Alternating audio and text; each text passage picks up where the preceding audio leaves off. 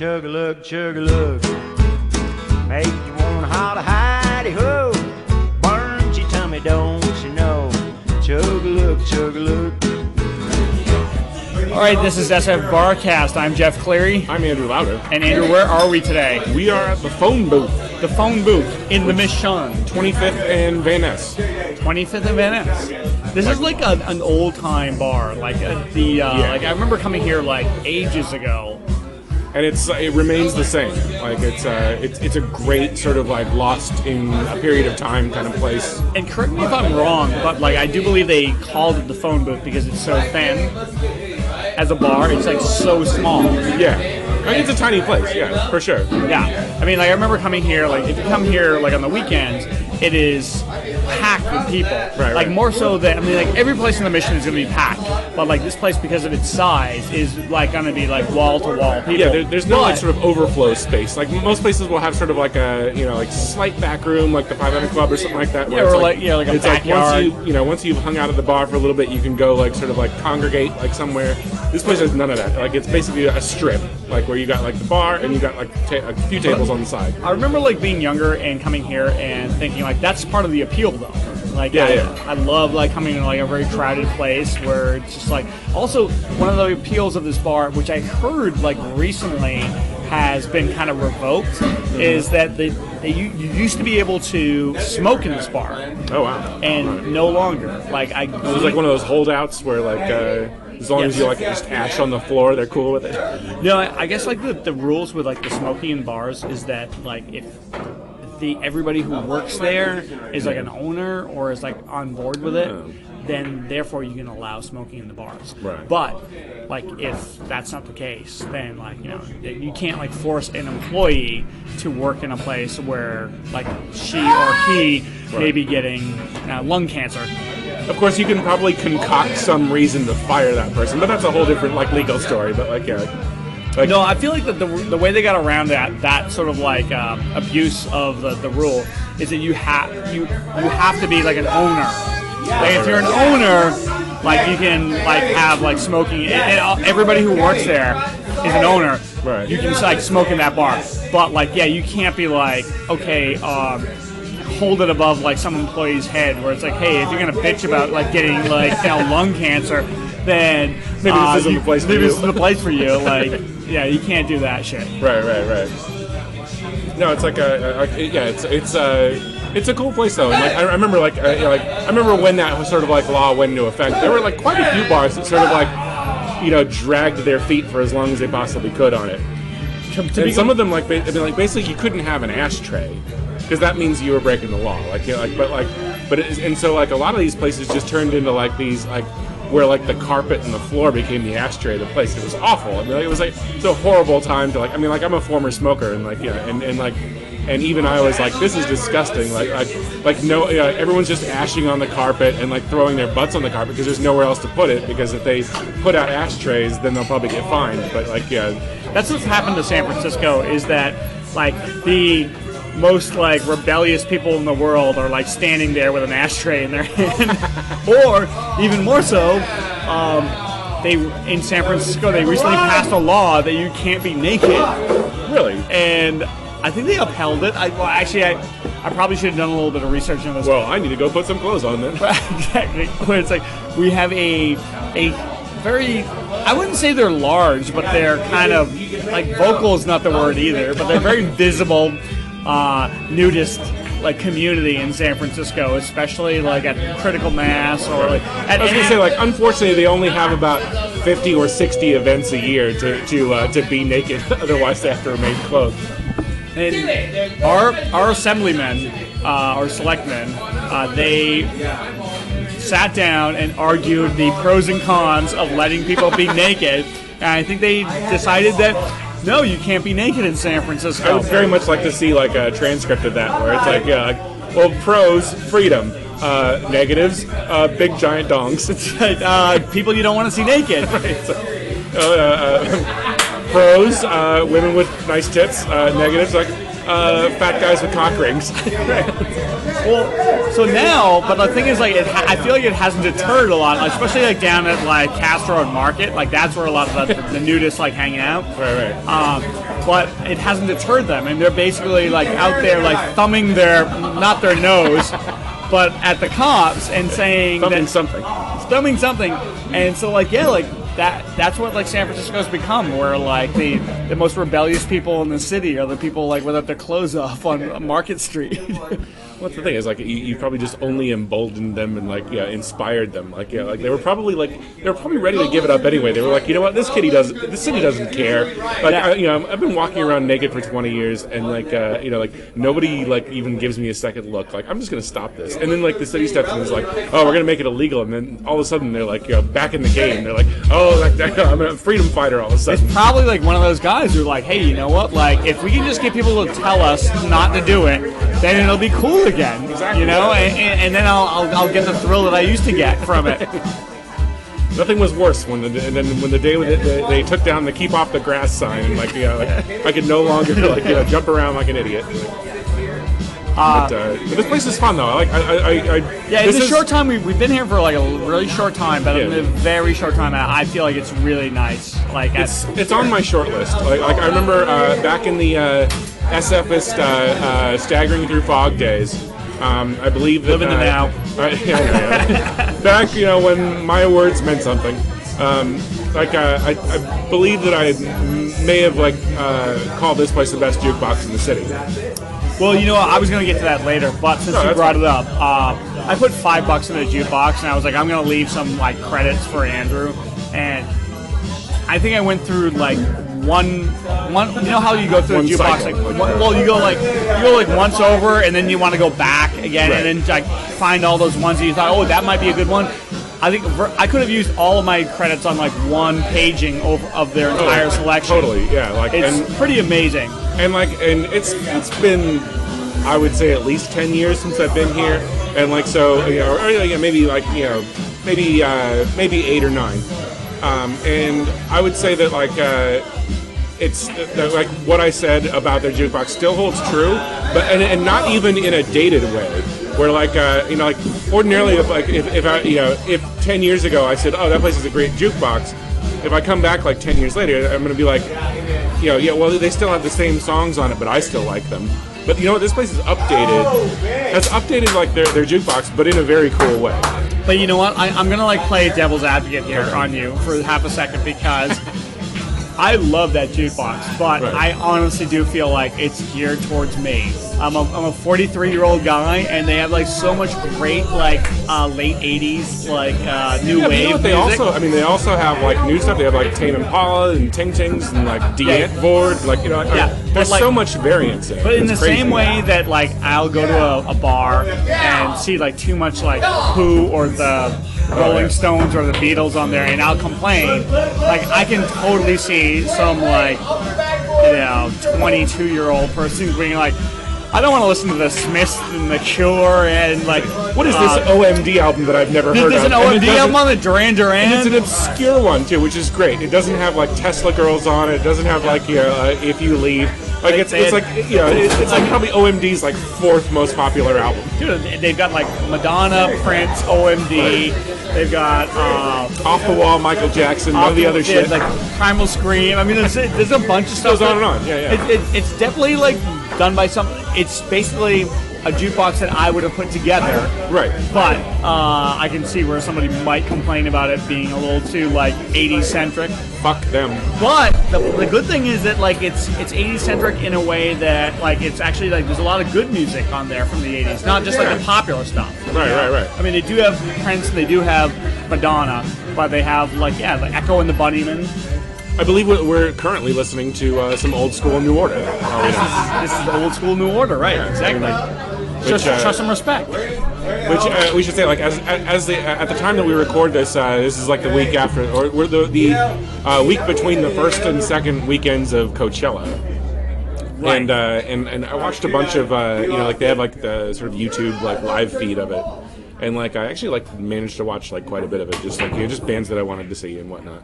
And one of the bands that I tuned into, like because they were like sort of headlining the one stage they were at, was New Order. And I actually saw them about 6 or 7 years ago, like sort of in their first like sort of like major sort of like like hey, we're back kind of like I was there. It was like what was the name of that album? Like the Singing to the Sirens, some shit like that. Yeah, something like that. Yeah. And I hate to say this, but like the set that I saw like on Coachella or whatever like that, Bernard Sumner's getting a little too old to sing.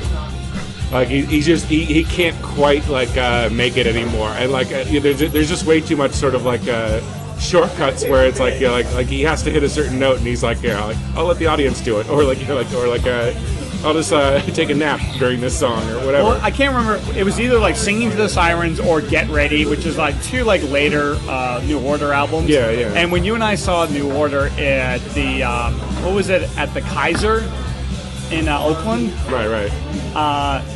Every time Bernard Sumner like was introducing a new song, he was just so apologetic about it. He was just like, "Sorry, we're gonna do some of these songs now," and like the record label was making us do this. And I can't remember which album it was, but like the album like wasn't bad. No. He was like totally like sandbagging about like talking about like yes, nothing. If you all want to go get a beer, I won't mind. Right, nothing's gonna be substance, but like stop like getting up and being all mopey about how you like the record company is gonna make you play your new song. But actually, what's funny is like I was doing a little bit of like sort of minor research like before we started, and like there was this one site called like Manta or something came up, probably something one of a million different like hey, local business like sort of like finders, and but I the one thing that caught my eye was that if you look up the phone booth on this place, it says you might prefer Clooney's, which is probably the first time that sentence has ever been said in the history of the world. Well, it's like the old man that used to throw people out of like Zam Zams on Haight Street. He one of the things he used to say when he would throw you out is he would say, For you, I suggest the Gold Cane, which is a bar like 2 blocks down, which is a little bit, I don't know, like maybe like if not. You're gonna mix drinks, like go there and throw up, like get the fuck out of my bar. I totally wanted to print up like T-shirts that said like Zam Zams on the front, and on the back it just said, "For you, I suggest the Gold Cane." That's excellent. That's a really great idea. But no, you know what? Like I mean, like as small as this place is, and like as great as the jukebox is, it's a real perfect storm. Like it's just like I love this place a lot. Like, well, we're here like also at like 5 o'clock in the afternoon. Yeah, people are getting off, and you can tell it's like these are like people who are like locals. Totally, yeah. They probably. I mean, the 24th Street BART station is not that far away, right? And you can tell that these are people who are just like live in the neighborhood. This is their happy hour drink, and there's not a sort of stench of like marina people coming in for like. There's no slumming going on here. Exactly. I mean, unless you include you and me. So are we doing the slumming, or is this bar doing the slumming by letting us in? I did have to ask them to put on the Giants game. But and you know what? Nobody seems to be watching it. So like maybe they're more into the jukebox and the pool table. Maybe they all assume that the sports on television is ironic. Yeah, exactly. I want to watch this ironically. You ready to take a break? Yeah, let's take a break. All right, we are going to take a break. We will be back from the phone booth.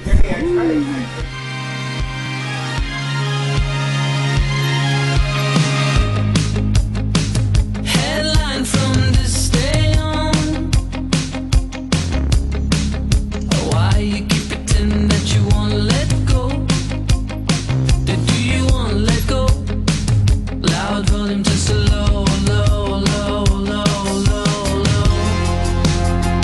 What you want and what you do to me. I'll take the trouble that you have in mind. Entertain your mind. Show them what you do to me. When everyone knows better.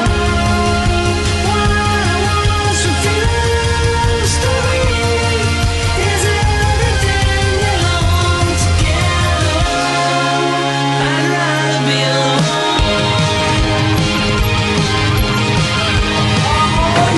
All right, and we are back from the phone booth.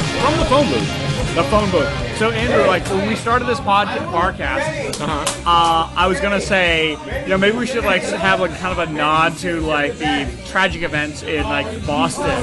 Oh, this particular podcast. You don't mean like? I thought you meant like when we started like the whole thing all together.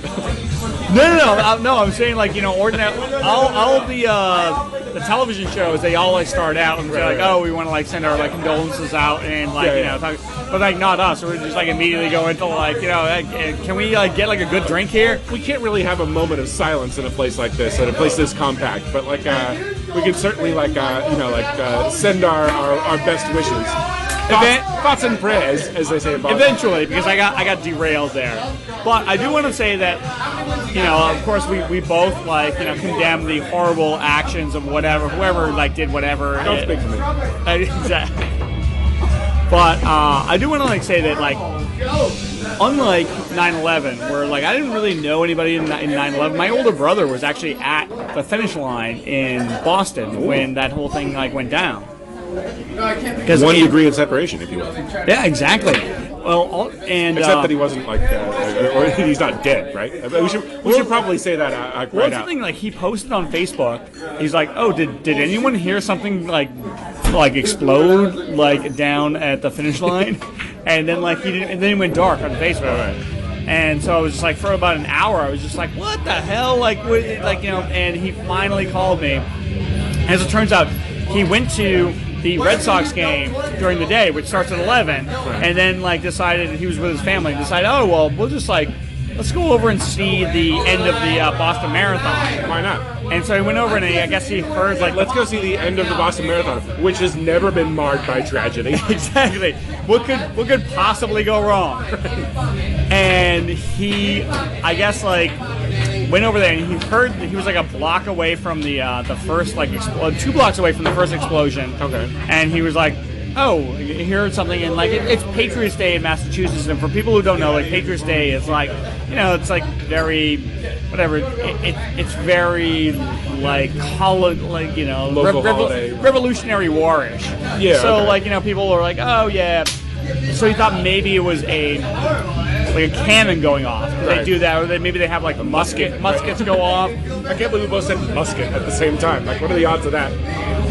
So I guess apparently he like heard the first thing go off and like kind of like tried to get closer with his family, and then he heard the second one go off, which was like a block away, and he was like, "Yeah, we're getting the fuck out of here," and they took off. But like, yeah, so like when he wrote on Facebook that he was like down there, I was like, it was like an hour before he got back in touch with me. Oh wow! And he finally called, and in classic like Boston fashion, he called to tell me in order that he was okay, he and his family were okay, and that the Red Sox had won. Oh, were you pissed that he didn't put the Red Sox first? And he did like actually started like tell me all about the Red Sox game, like, which is like if you ever get a chance to like grow up in New England, first off I would advise against it. But if you ever like need a reason why to leave New England, like the way that like men communicate with each other or don't communicate with each other. Right. Is like that's reason enough to like take off. It's at least for me. It's like and I'm just as susceptible as this because like my brother told me like, oh yeah, he's totally okay, his family's okay, and then he started going into the about how the Red Sox won, and like all I saw was legs and arms flying in the air, bloody mess, and salsa macchio like actually hit a double. Exactly. And I like fall right into it too because I'm just like, Jesus, Donnie, I'm so glad to hear that the Red Sox were okay. I don't know what I would have done if the Red Sox hadn't pulled it out. I don't know if I ever told you this before, Donnie, but like I love the Red Sox. I'm not afraid to say it.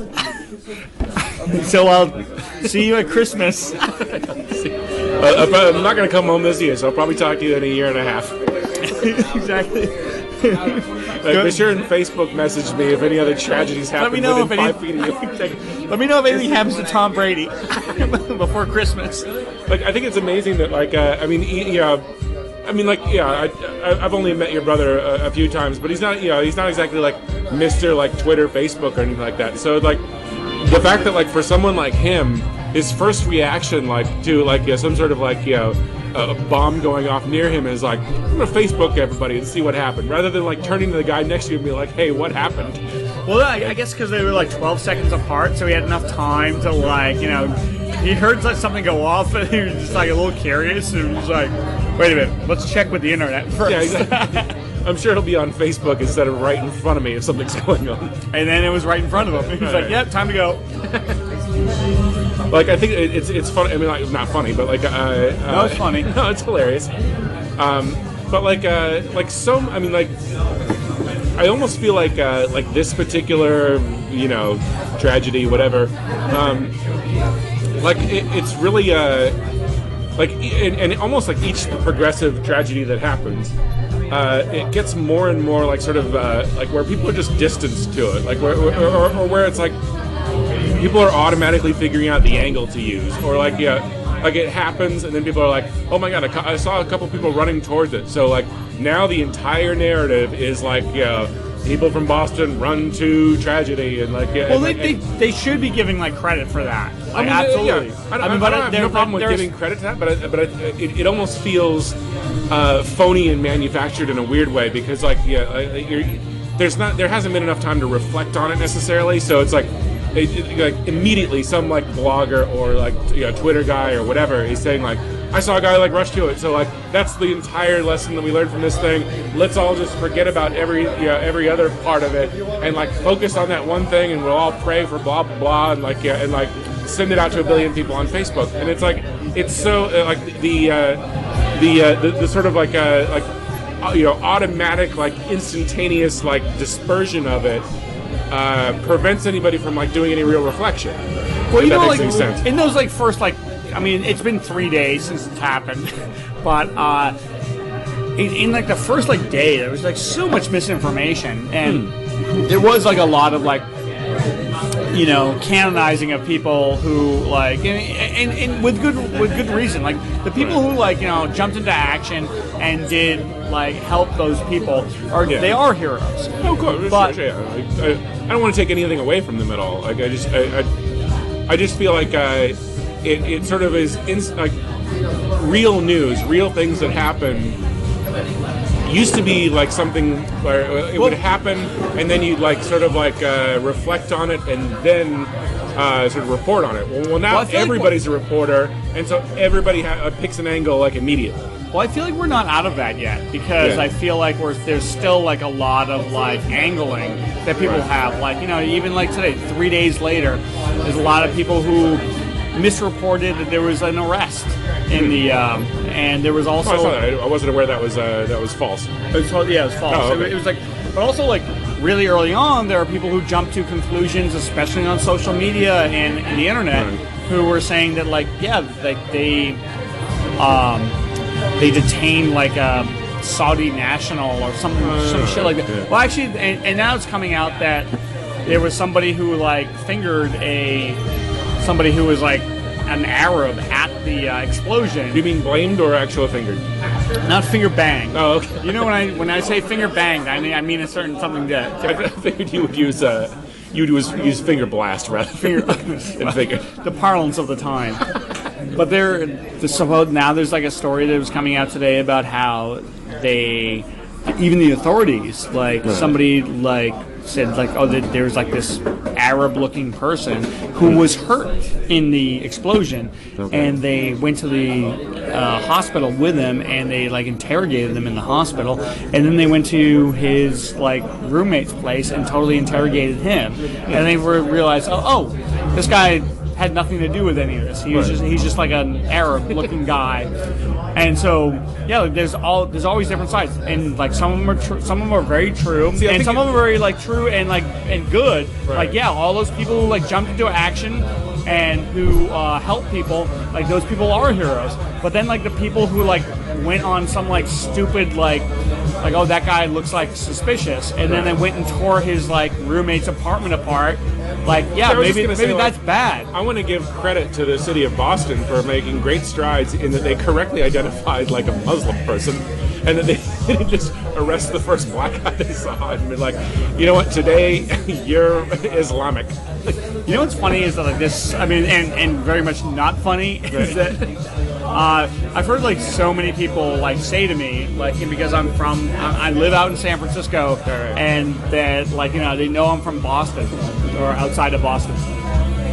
Say that like they all come over to me like, do you think a white guy did it, or do you think it was a black guy, or like it's either setting you up to be a racist? Or like, no, but the thing is like it's like there are huge consequences to the answer, to the truthful answer to this. It's like, is it like a white guy, or is it like somebody who's not white? Right. And if it's a white guy, then people will be like, oh well, like yeah, good. Like maybe we'll have to like, you know, take a look at our own society. But like in Boston, if it's somebody who's like brown or black, they'll be like, yep, I knew it.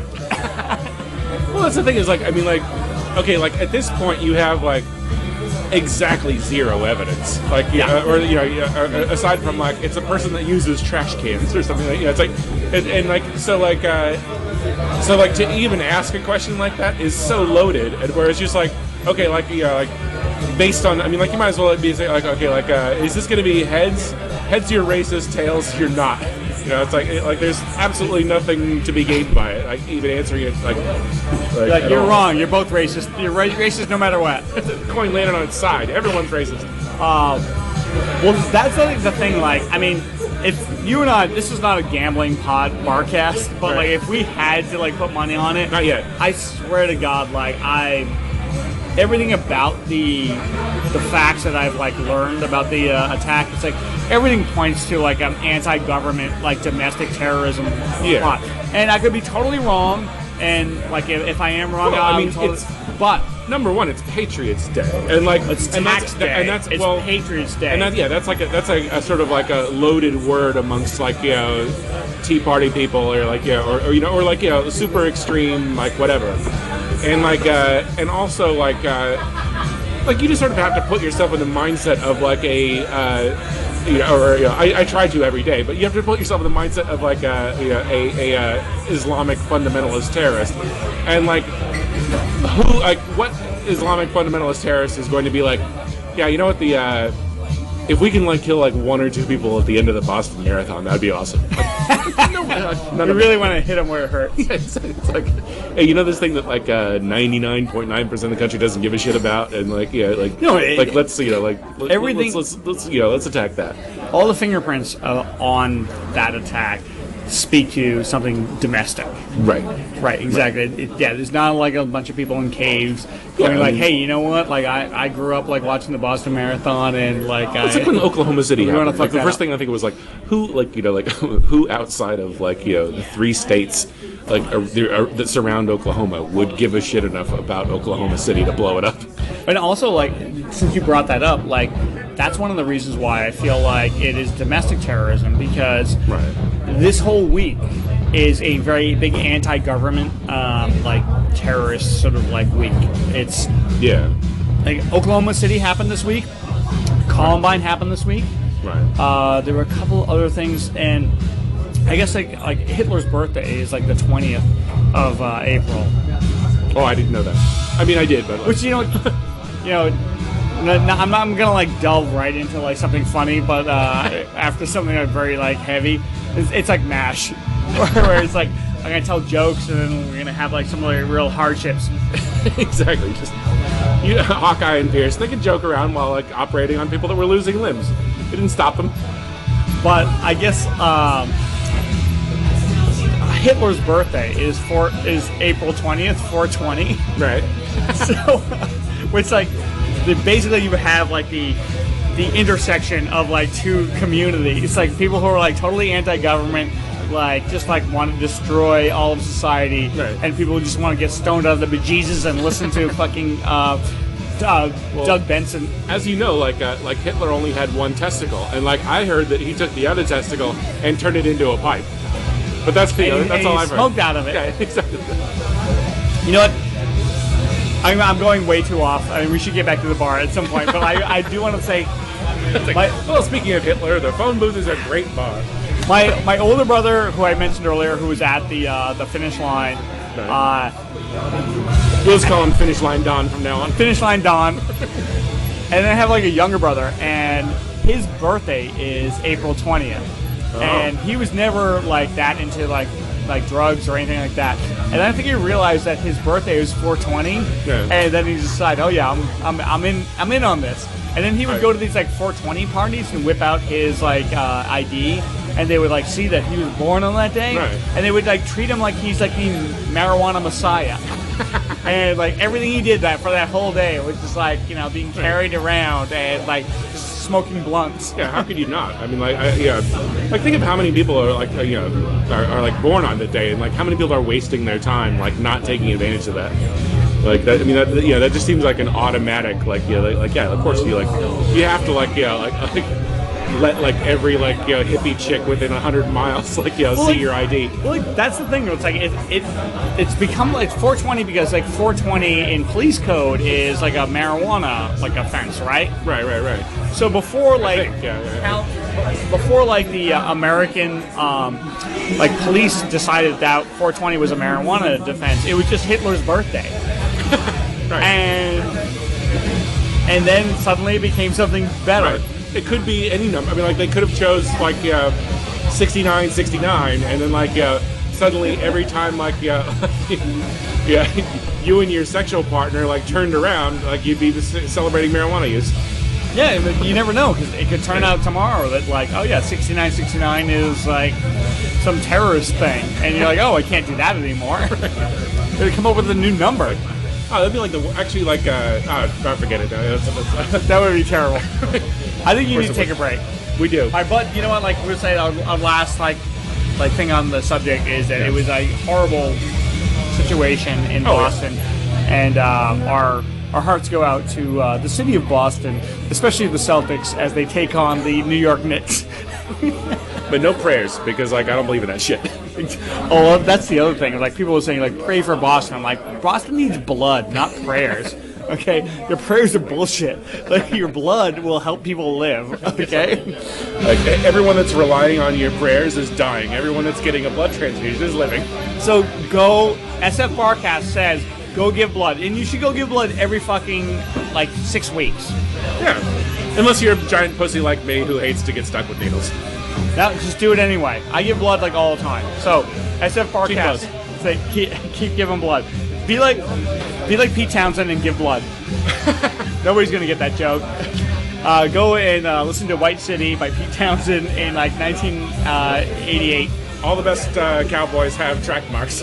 Let's get Chinese eyes. All right, I'll see. All right, we'll take a break. We'll be right back.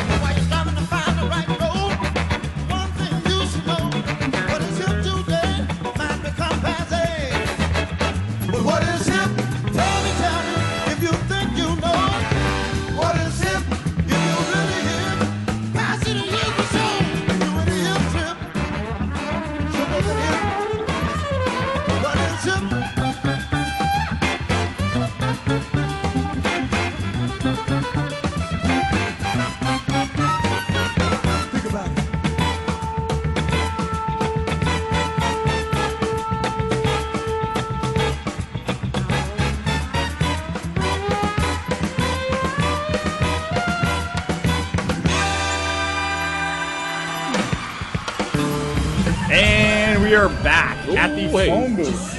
Indeed. SF Barkast. Van Ness and 25th. Van Ness and 25th. You know, San Francisco.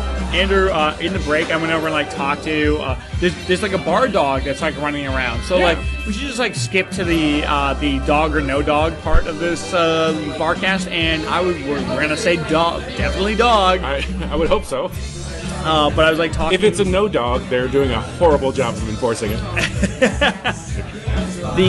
So I went over there and talked to the owner of the dog, and it turns out he's the owner of the bar. Yeah. And he was telling me that I was like, so how did you get this dog? Right. And like this is like one of those like horrible, heartbreaking stories where he was like, when the dog came in here, I was like trying to like say, you know, get his attention, and have him come over and be like, hey, come over here. His name is Dino, and he would dog or the owner? The dog. Okay. and he wouldn't come over. But like the owner of the bar and the dog said, like, yeah, like it took a while for he was found in a dumpster. The dog was found in a dumpster, Right.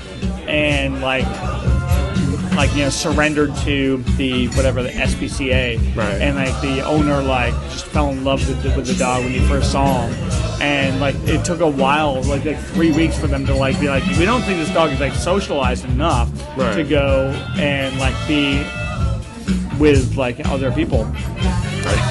And he said, do you have a dumpster that you could keep him in? But he was saying that he's actually gotten really good with crowds. He said he's a little bit it takes a little longer for him to be warm up to men, but if women come here to the phone booth, right, the dog loves him. He'll jump right up in your lap. See, that's.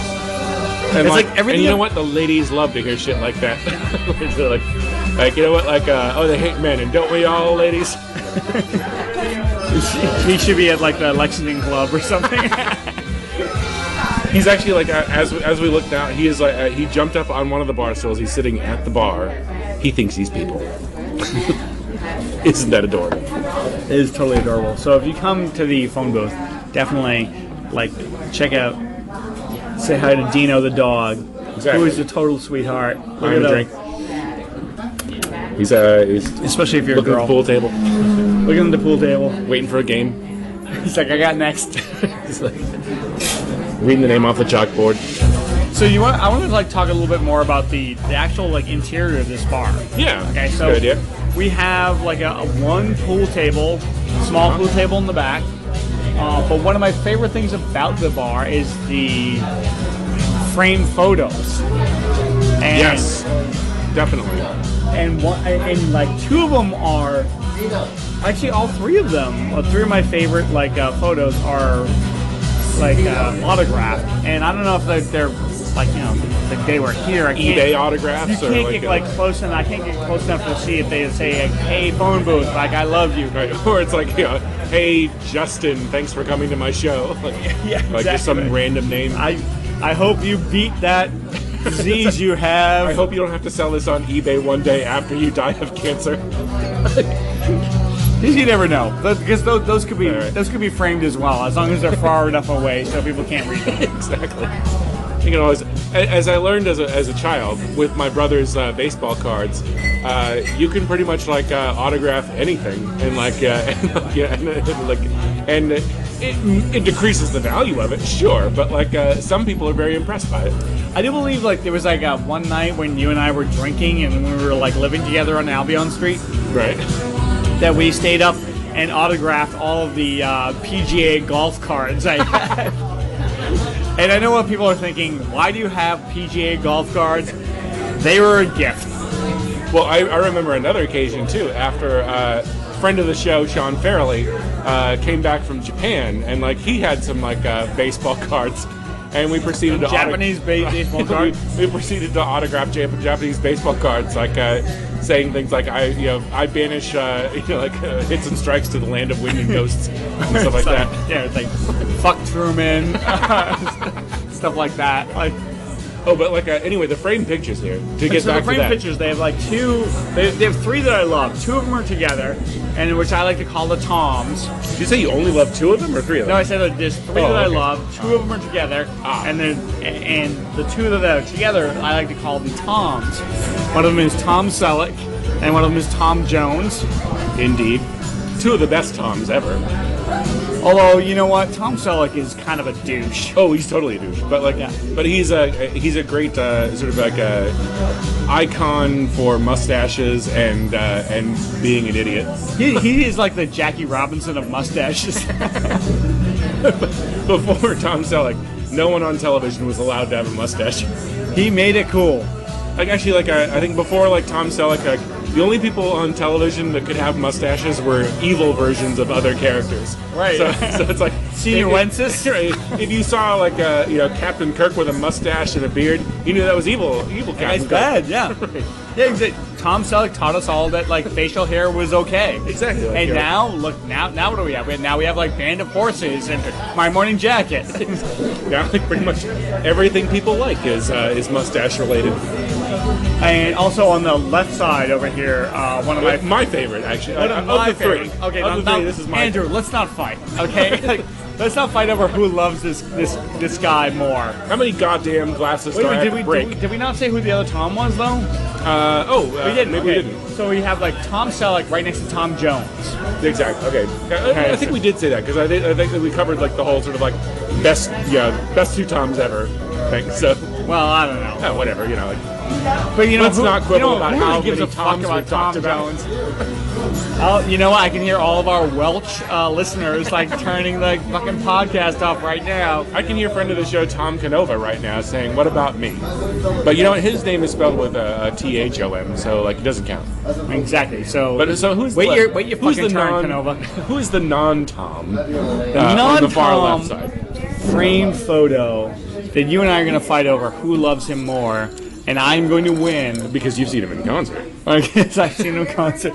Is none other than close personal friend of the show, Barry Manilow. I'm ready to take a chance again. You Barry are. Manilow. You are. I can't smile without him. I'm ready to put my love on the line. I spent a weekend in New England with him. And that leads us to Well, we have to go back to the jukebox for a second because like off the wall Michael Jackson, there's nothing better than that. Like Michael Jackson progressively got worse as his career like went on, and everybody knows that because he's dead. And they get much more worse than dead. But but Off the Wall is an amazing album from start to finish. Like everything on it is great. absolutely. Most things on Thriller are great. Some things on Bad are great. Everything else that he ever did was shit, and then he died. I remember when right after he died, actually right before he died, I went to a wedding, and I was the one who was like telling everybody, it was like me, this girl, and this other couple. We went to this wedding at where's Spyglass? Where do they do like the golf thing? And Pebble Beach. Yeah, Pebble Beach. So there's a Pebble Beach. I went to a Pebble Beach wedding, and I remember like arguing on the way down about how I can't believe great. you've been to a wedding at Pebble Beach. That's crazy. I know. Like, can you believe? Like, they should have like not like a metal detector, but like some sort of douchebag detector, like to see if like I should be there or not. You must be this like fucking like Anglo-Saxon to enter. Like, Well, no, it was an Indian wedding, so it's like Oh. it's not Anglo-Saxon at all. wow. So Times have changed. on the way down, I was arguing with like the three other people I was going with about like how great like Michael Jackson was, and they were just like, well, he's a fucking deviant and all that stuff, and I was like, yeah, but he made great music. And then we went to like the reception, and when they played Michael Jackson, like he was at the height of his like people were like, yeah, he is like one fucked up individual, but like the entire. All like the tables are cleared out because everybody had to dance to like I think it was something from On the Wall, Right. Off the Wall. Sorry, But there is a real like sort of like not concern or whatever you want to call it that basically Turn for like, what? Children? Well, yes. I am looking at the man in the mirror and hoping he will change his ways. But I think that like that there is an entire generation that's like of like drinking age now, and like the quote unquote millennials and whatnot, where like Michael Jackson was never a sane figure. Like Michael Jackson, is someone that like you can respect, but at the same time, it's like, well, ever since I was could remember who he was, he's a fucked up individual. Well, this is the thing. Like we were kind of like talking about this about baseball in the same way, where it's like I feel like music is a little bit different because you have the actual music that is preserved, and, Right. and you can like listen to that, right? Like you can listen to Off the Wall, you can listen to like what we're listening to right now. Right. But like we were talking about baseball, and then we were talking about like Jose Canseco, and like Jose Canseco, when you say his name, most people just sort of like smirk and laugh, but like. It's sad that like there's a bunch of people who only know Jose Canseco for being like a fuck up on Twitter, and don't realize that like there were like 2, maybe 3 years where he was the most dominant baseball player in the league. He like stole 40 bases, hit 40 home runs, and like. But what do you remember him? You remember like him getting the fucking like ball off the top of his head and it goes over the fence, and you remember like. And that now, was funny though. It was totally funny, but you also remember him. Like trying to pick up Lady Gaga on Twitter, and like now how like he wants to be like mayor of Toronto because I heard that people in Toronto like him. Yeah, good for them. So it's like it's his total like post-career sideshow has like usurped Eclipsed his career. Like, eclipsed like whatever he was like good at. Right. You know? Right. No, it's sad. I mean, like it is amazing to think. I mean, like, because it doesn't seem like that long ago to me, like because I'm like a ancient person, but like the entire like sort of like 1998 like 99 home run like race or whatever. With like Sammy Sosa and like Mark McGwire and like the whole Bash Brothers thing and like that. That doesn't seem like that's not like foreign to me. Whereas like there are people that like I guess like can drink now that like probably have zero recollection of that at all. You mean which is crazy. The Mark McGwire? Yeah, like the whole Sammy Sosa like the resurrection of baseball like in 1998 or whatever. And like it's bananas, and like they only like know a world where like Mark McGwire is like a roided up freak, and like Sammy Sosa's irrelevant, and like and Jose Canseco is just a goof. But I will say that like that was like the heyday of like the steroid era. It's like it was not like that. That was like Sammy Sosa was getting cut from like major league teams because he couldn't fucking hit the ball. Right. And then suddenly he's hitting like 60 home runs. Yeah, and looks like a cartoon character while doing it. I mean, like that was like if there was a way like that they could have done all of that stuff without like without looking like buffoonish in the process. I mean, like Barry Bonds' head expanding 5 times his size, like it's just ridiculous. Like there's no workout that you can do that makes your cranium like expand by like 10 times. Well, I was very like critical of the entire steroid era when it was happening. Yeah. But there is a side of me that says, well, like that was a record that stood forever, like 60 or 61 home runs, and then suddenly like everybody was breaking it. Like even like some like little jackass from Phoenix, like Luis Gonzalez, like he hit like 56 home runs, and you're just like, oh come on. So like there's actually a side of me that says, you know what? Why don't we like just do like that SNL sketch where we have the all drug Olympics and just like see how far we can push the human body. Like, let's see if somebody can hit a 700-foot home run. If like, well, it's this constant sort of game of like, okay, like you ban this, now we'll invent this, and like you ban this, we'll invent this to screen out this, and like so it's this constant sort of like thing where like even today to like they're I think they're definitely like trying to like they're trying to like mask or like take care of all this stuff. But really, like all it's doing is like making the sport less interesting. I mean, like which is tragic. But I mean, like it's good and bad. I guess like so like okay, now everything's pure.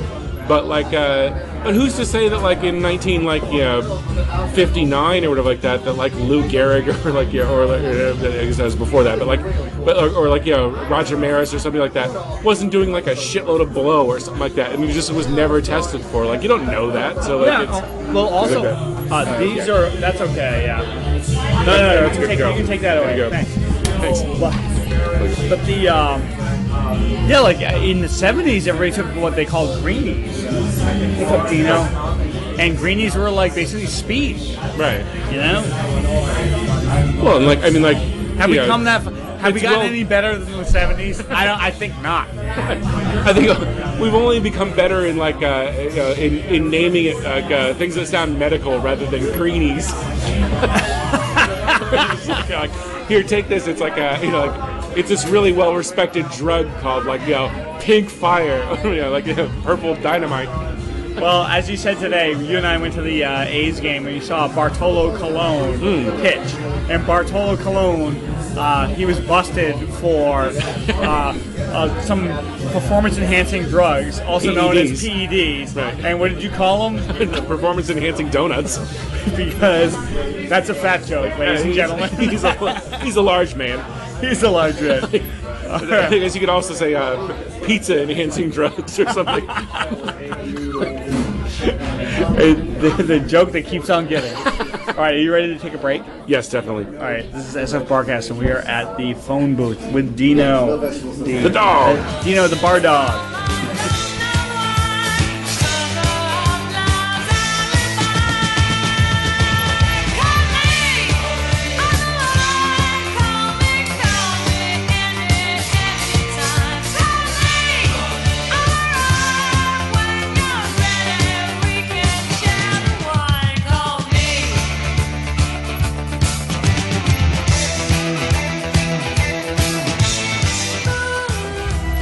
And we are back. This is SF Barkast. I'm Jeff Cleary. I am Andrew Lauder. And we have a new special guest, Kevin Montgomery, from last week. Oh, my God. And we are at the phone booth. And as Andrew, you and I said earlier, like I was speculating that the reason why it was called the phone booth is because it is small like a phone booth. And that's not the case. And Kevin is here to like set us straight. So Kevin, like tell us what you know about it. So if you've been here, so this is 25th and South Van Ness. Okay. One block to the west, 25th and Cap, is like this big blocky building. And what it is, in like back in the day, like World War II, post World War II era, that was I'm blanking on the bag. Yes. Oh, no, it was a telephone company's operator. Actually, it was like a circuit, like center, yeah. So basically, there would be tons of people manning the phones all Like day. a whole bunch of like Lily Tomlins being like 917. Exactly. And so this was the hangout for the employees after work. So they called it the phone booth. And then as How like insulting to them in a way. I know. It's just like, hey, you just got off work. Like, why don't you come hang out in a place called whatever after you work? Like, This bar's called the sewer department. This is the hate your job bar. So, but then after that, it became a gay bar? then basically towards the end of the phone booth's existence, or the phone company's like operational existence, it was like sort of like had a lot of gay employees, so it slowly became a gay bar. When it shut down entirely, it became a gay bar, and now it's and now it's like a hipster bar, quasi hipster dog bar. But also, okay, so this is gonna be like total speculation, but like Kevin, I want you to tell us about, like, we talked about how it used to be one of the last smoking bars in the city, and you have a speculatory story. I don't have a speculatory. So a lot of people seem to think that right around the time they banned smoking, Mark Zuckerberg of Facebook fame started hanging out here.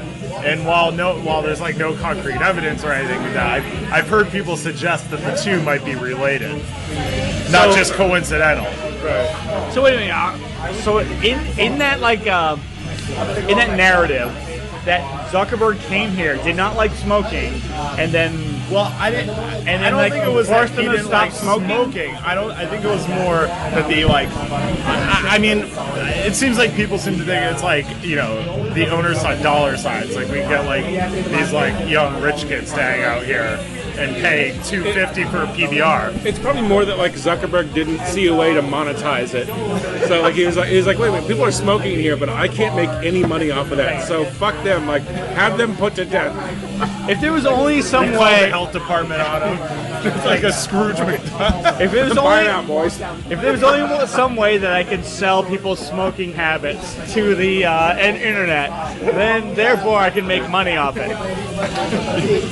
Buys up an e-cigarette company for $1 billion. That is like a weird thing. That like Zuckerberg supposedly lives on like what is it? He owns 2 houses on 21st Street. 21st and Church. No, it's You sure he Dolores doesn't and- own 21st Street? He's that's the direction. All right. Yeah. So, anyways, Although you know what, he must be like so. I mean, like before that they had their IPO, he was just like, yeah, it's going to be awesome. yeah. And not so much. He's still very well off, but like I not mean, so. enough that I can own 2 houses.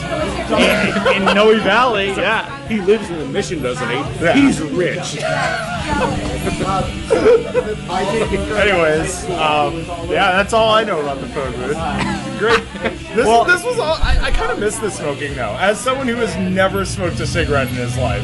That's funny because I used to smoke, and like I was talking earlier about how like it's funny that like the sort of like overall like turn that the smoking ban took was like it happened, everybody ignored it, everybody sort of ignored it, and then like it was like like you'd go to a bar and it would be like well, okay, you can smoke all you want, but you just can't use an ashtray, and that was the worst because it was just like everybody, every surface became like this living ashtray, and like so you like, and then like after like 2 or 3 months of that, everyone was like, okay, like we're on board because this is awful. Right. I remember when they outlawed smoking in bars. I remember like how indignant. Like I am like you. Like I never smoked. Yeah. And I was so super indignant. I was just like, this is bullshit. Like what's next? They're gonna take pool away from us or jukeboxes, which of course is like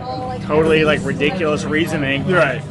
But like then now where if I go to a state where they have like smoking in any place, I'm just like, what is this, the fucking caveman days? Yeah. I don't know. I will say though, while like going, I feel like I'm entering the third world when I go into a bar that smokes. Yeah, Like even if you go to like a sports book in like Vegas where there's some like douchebag like smoking a cigar, you're just like, what the hell? What is this Yeah. like? What's this Mad Men you bullshit? sort of want to just like take the cigarette out of his mouth and throw it in his beer, like as if you're. There's a couple other like segments that we have. Like one is like you gotta. So we covered the dog segment. Like Okay, dog or no dog? We're gonna say dog. of course dog because Dog like for the phone where is booth. that dog?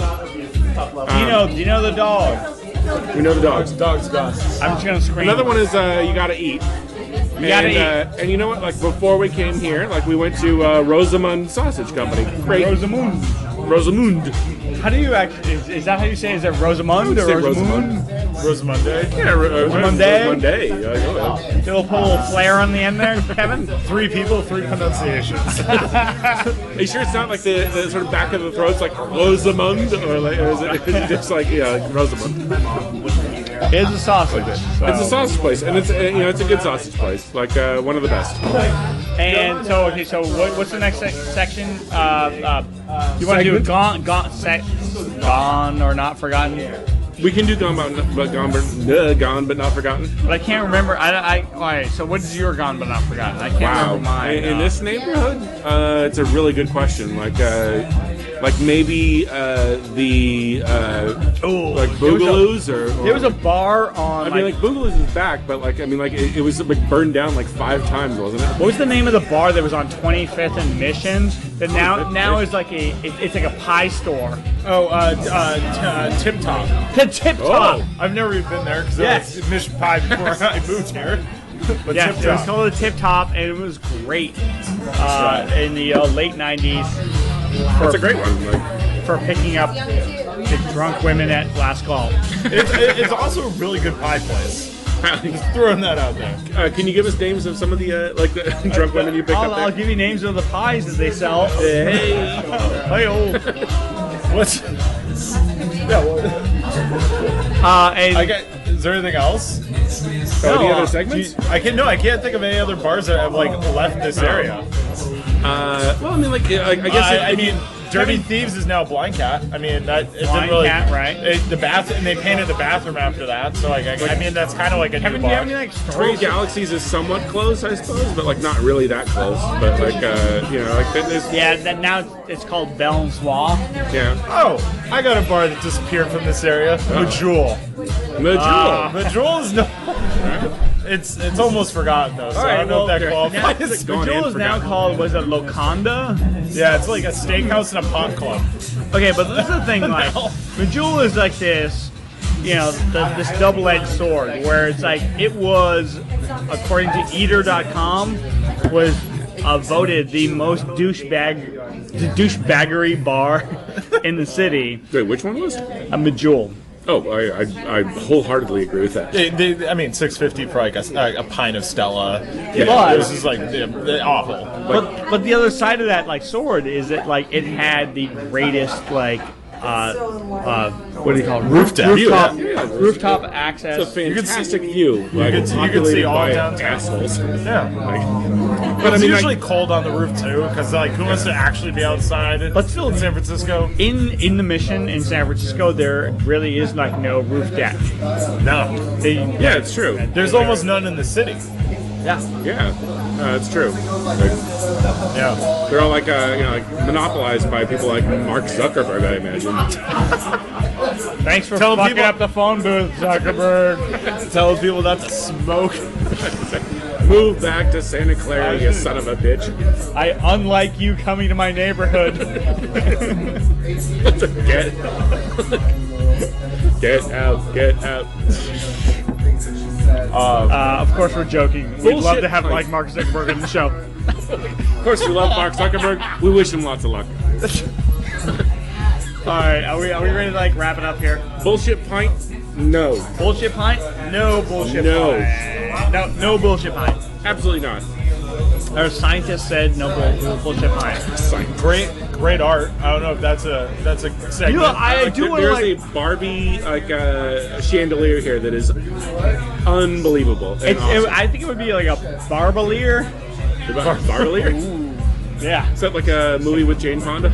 There's also a guy getting gored by a bull back here. He was asking for it though. He was. For it. And Yeah. and that's about it. it. I think we covered the whole thing. There are no more pictures of Barry Manilow or Tom Selleck that we can discuss. Or Tom Jones. Or Tom Jones. But Sorry to leave off Tom Jones. But if you come to the phone booth, say hi to Dino the bar dog. He's awesome. He's a great dog. He's a great dog. I love that dog. We will see you next week. I'm Jeff Leary, I'm Andrew Lauder. and also I'm micro guest Kevin Montgomery. micro guest Kevin Montgomery, and this is SF Barkast, and we're at the phone booth. We'll see you next week. Screw you, Mark Zuckerberg. And fuck you, Drew Harmon. What a good place to be. Don't believe it. You speak a different language and it's never really happened to me. Don't believe it. Oh no. Cause it's never really happened to me. No. It's another night out with a boss. Following in footsteps overgrown by mice and these odds me. Good women go on trees. And if you catch them right, they will land upon the knees. Where they open all the wallets and they close all the minds and they love to buy you all a drink. And as we ask all the questions and you take all your clothes up and back to the kitchen sink. What a good place to be. Don't believe it. 'Cause you speak a different language and it's never really happened to me. Don't believe it. Oh no. 'Cause it's never been happened for me. No.